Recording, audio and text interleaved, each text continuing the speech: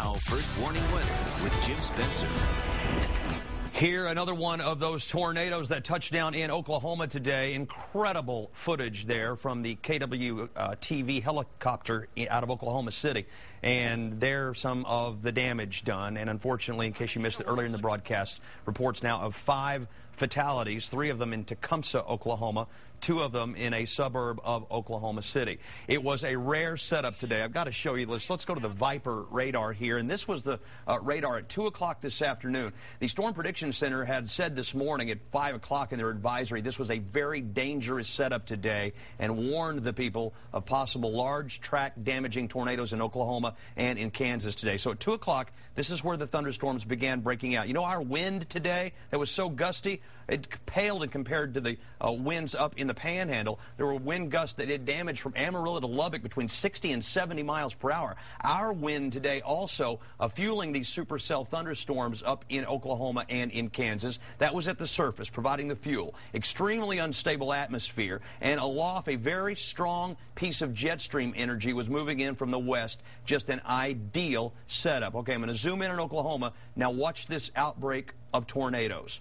A swarm of tornadoes. Reports of as many as 35 of them touching down today. At one point, every county paralleling I-35 from Kansas to Texas through the state of Oklahoma was under a tornado warning. Some of them very large and damaging, as you have heard. We'll continue to get more and more video, I'm sure, and pictures in from those tornadoes. Speaking of photographs, one of our storm chaser friends, Jeff Draper, sent us this tonight. That's a baseball there in the middle of that screen. Grapefruit to softball size hail reported in several of these thunderstorms, giving you an idea of how intense those updrafts were. An amazing outbreak of tornadoes today.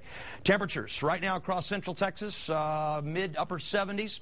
Still got a pretty good south breeze out there fueling those continuing storms in southern Oklahoma and in north Texas. Sherman-Denison area still under a tornado warning right now. Just a moment ago, a funnel cloud was dropping down toward the ground not too far away from Denison.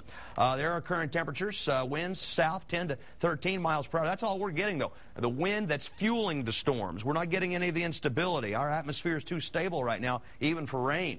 Mold 471 medium, pecan and grass is low. Allergy forecast for tomorrow, everything just a little bit higher around the state.